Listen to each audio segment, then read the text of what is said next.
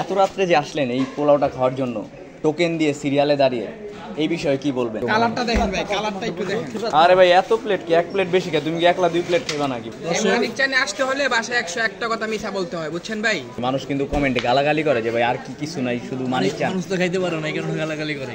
সবাই এই মানিক চানেরই ফ্যান নাকি শুধু আপনি একাই ফ্যান? এগুলা কি কাকা?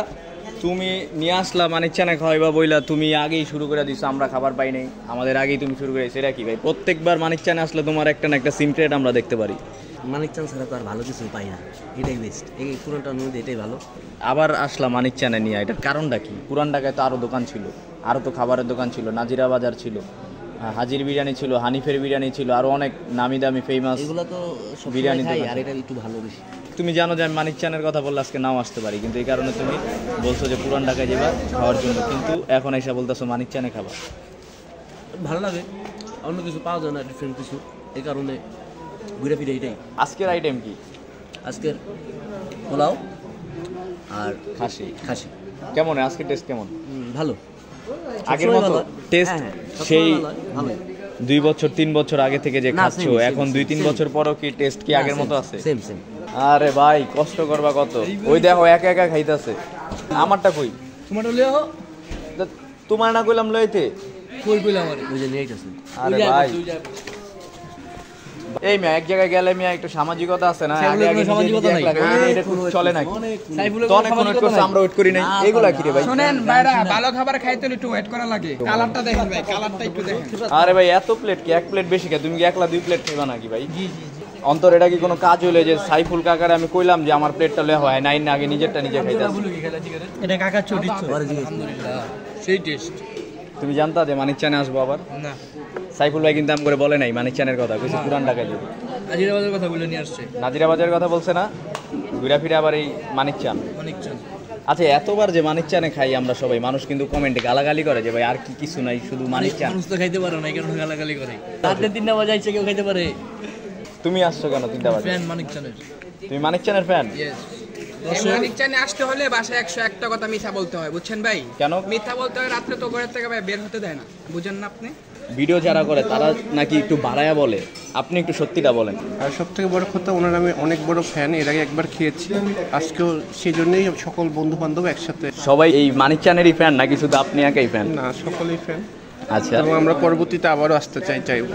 এত রাত্রে যে আসলেন এই পোলাওটা খাওয়ার জন্য টোকেন দিয়ে সিরিয়ালে দাঁড়িয়ে, এই বিষয়ে কি বলবেন? আমার সবসময় অ্যাডভেঞ্চার ভালো লাগে। আমার ভাইয়া আপুদের সাথে আমি আসছি, তো ভাইয়ার মুখ থেকেই ফার্স্ট টাইম শোনা, অনেক ভালো লাগছে। আগে ছিল 180 টাকা, অনেক আগে, তারপর 200 টাকা হয়েছে। এখন রাইসের পরিমাণটা আগের থেকে তুলনামূলক একটু কম, বাকি সব কিছু দেখতেছি আগের মতোই আছে। খাবার পর বোঝা যাবে যে টেস্টটা কি আগের মতো আছে কিনা।